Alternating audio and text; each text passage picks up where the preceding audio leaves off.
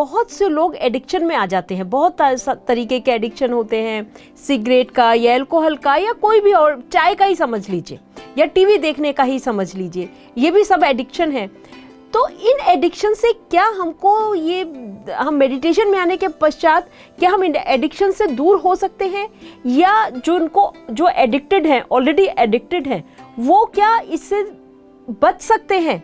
बिल्कुल विभा जी, I think ये जो एडिक्शन की बात है ये काफ़ी इंडिया में ही नहीं पूरी जगत में फैला हुआ है।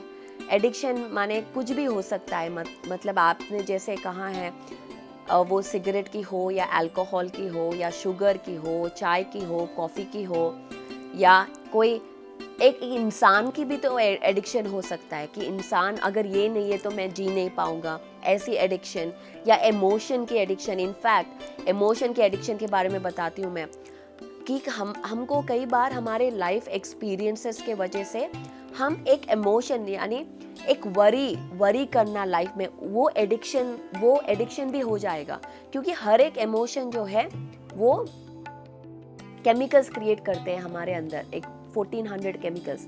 जब ये केमिकल्स क्रिएट करते होगा हमारे बॉडी में, तो अगर ये बार बार ये केमिकल्स, हम बार बार यही इमोशन अगर दोहराएंगे हमारे बॉडी के अंदर, तो हम वो केमिकल के लिए हम एडिक्ट हो जाएंगे। तो कई बार हम देखते हैं कि हमारे माँ बाप बहुत चिंता करते हैं अपने बच्चों के लिए, और वो कहते हैं कि अरे बेटा मैं तो आपसे बहुत प्यार करता हूँ, मैं आपके लिए केयर करता हूँ, इसीलिए मैं चिंता करता हूँ। पर कब वो चिंता ओवर केयर, मतलब इंग्लिश में केयर ओवर केयर बन जाता है, और चिंता वो ऑब्सेसिव बन जाता है, वो पता ही नहीं चलता। वैसे ही एक हस्बैंड एंड वाइफ के बीच में कब वो वो केयर, वो ऑब्सेसिवनेस या कंट्रोलिंग, वो भी कब बन जाता है पता ही नहीं चलता है। तो इसीलिए कई लोग बोलते हैं कि शादी मतलब फ्रीडम लूज होना होता है। तो ये सारे चीज़ जो है, मेरे ख्याल से जो मैं सोचती हूँ, दो चीज़ों के वजह से होता है।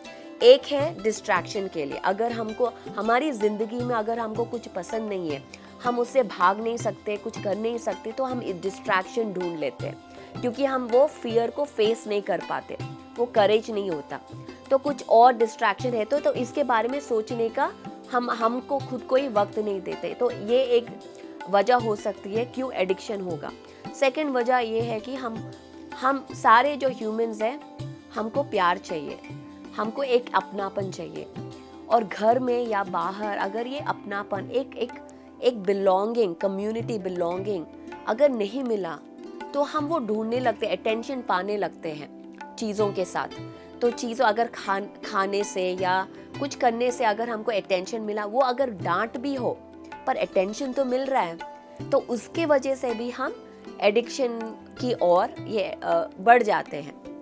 अगर हमारे लाइफ में कुछ वैल्यू मिलता है, तो पहली बात ये है कि हम हर चीज़ बाहर ढूंढ रहे हैं, अगर वो प्यार हो, अपनापन हो, या कोई डिस्ट्रैक्शन, अगर हम एक डर से भाग रहे, कुछ हमारे लाइफ में प्रॉब्लम है, हम उसको फेस करने की हिम्मत नहीं है, तो हम भाग रहे हैं, उससे भागने के लिए कोई डिस्ट्रैक्शन ढूंढ रहे हैं। तो ये सारे चीज़ हम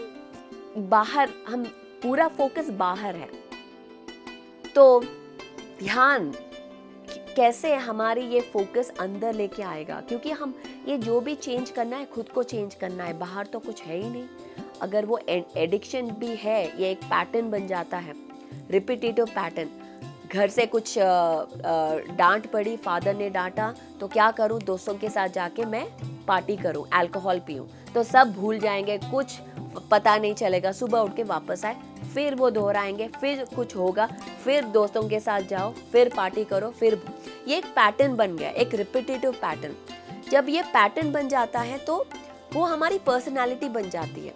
जब पहले वो हम सोचते हैं कि ऐसा करना है, फिर उसके बाद हमारी एक मूड बन जाता है, अरे मेरा मूड ठीक नहीं है आज, चलो ये करते हैं, मूड ठीक नहीं है, चलो ये करते हैं। जब वो आप रिपीटेटिवली वो मूड हर एक दिन आपका ऐसा हो, तो वो आपका बिहेवियर, आपका पर्सनालिटी बन जाता है वही चीज़। तो आपका पर्सनालिटी अभी है कि आप एक ड्रंकर्ड हो या आप एक स्मोकर हो या आप ये हो, तो आपको ऐसा रेफर भी, तो आई एम, मैं ये बन गई हूँ। तो ये पैटर्न को पहले चीज हमको इंटरवीन करना है, मतलब इसको तोड़ना है, इसको हमको इंटरसेप्ट करना है। तो ये कैसे कर सकते हैं? पहली बात तो ध्यान। हमको शायद कई बार होता है कि हमको पता भी नहीं चलता कि हम ये एडिक्टेड है।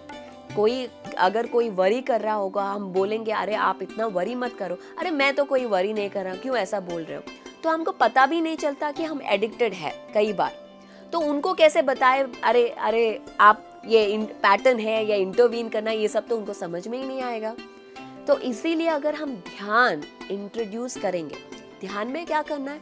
बैठना है, हाथों में हाथ डालना है, आंखें बंद करना है और सिर्फ अपने श्वास पे ध्यान देना है। म्यूजिक हो ना हो, कोई मंत्र नहीं, कोई गाइडेड, कोई विजुअलाइजेशन नहीं, कुछ नहीं, सिर्फ आप और आपके श्वास। तो ये भी हम बोल सकते हैं कि आप सिर्फ अपने साथ रहो। ये बहुत मुश्किल भी होगा कोई एडिक्टेड है तो, क्योंकि वो अपने साथ नहीं रह सकता, इसीलिए वो भाग रहा है बाहर की दुनिया में। तो ये धीरे धीरे 1 मिनट, 2 मिनट, 3 मिनट ऐसे हम प्रैक्टिस में अगर करवाएं तो क्या होगा? पहले वो ये ध्यान में क्या होता है, पहला अपना माइंड एम्प्टी हो जाता है। जब अपना माइंड एम्प्टी हो जाता है तब अपने अंदर की आवाज, अंदर की जो भय बाहर आ जाता है। एक इंग्लिश में स्टेटमेंट है, success is only on the other side of your fear. आप वो फियर से चलना ही पड़ेगा, हम उससे भाग नहीं पाएंगे कभी। हमारे फियर से हम भाग नहीं पाएंगे, उससे ही चलना ही पड़ेगा। अगर मुझे कैमरा से आगे बैठ के बात करने में अगर मुझे डर है तो मैं कभी मैं पब्लिक स्पीकर नहीं बन पाऊंगी। कभी लोगों से बात करने की डर है तो मैं स्पीकर बन नहीं पाऊंगी। अगर मेरी इच्छा है स्पीकर बनना है तो मुझे आना है, ये करना है। उधर बैठ के कैमरा के पीछे बैठ के मैं ये विश करूं या प्रे करूं या कुछ भी करूं तो होगा नहीं। तो वैसे ही अगर हम एडिक्शन से बाहर आना है तो हमको वो फियर से जाना ही पड़ेगा। और एक और चीज़ विभा जी मैं आपसे शेयर करना चाहती हूँ। मेरी खुद की स्टोरी है। मैं बचपन से कॉफ़ी की एडिक्ट थी। मतलब LKG से मतलब आई थिंक 5 या 6 साल से ही मैंने कॉफ़ी पीना शुरू कर दिया।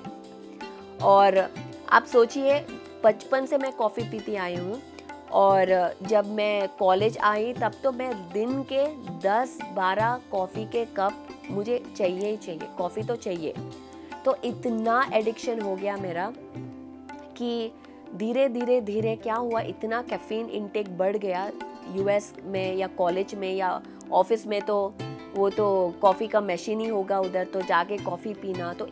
तो इसके वजह से मेरा माइग्रेन शुरू हो गया, वो एक ट्रिगर बन गया। मेरी बॉडी एक्चुअली रिजेक्ट कर रही थी पर फिर भी मैं कॉफ़ी ले रही थी। और ये एडिक्शन, ये 2012 की बात है। तो मैं सियाटल गई थी, तो मेरे फादर आए थे US 2012 में। मैं सियाटल गई थी उनके साथ। हमारे जो मास्टर्स है PSSM के जो पार्टनर्स है, इलोना सिल्की और डॉन पेरिस, उनके घर सियाटल हम गए थे एक क्लास के लिए। तो मैं वहाँ पे गई, तब मैं इतना ध्यान प्रचार तो बिल्कुल भी नहीं, सिर्फ मैं अपने लाइफ में थी, यही जो नॉर्मल ज़िंदगी जी रही थी, कोई आध्यात्मिक लाइफस्टाइल था नहीं मेरा। तो मैं गई थी वहाँ पे और उनका जो वो माहौल था, वो एनर्जी था।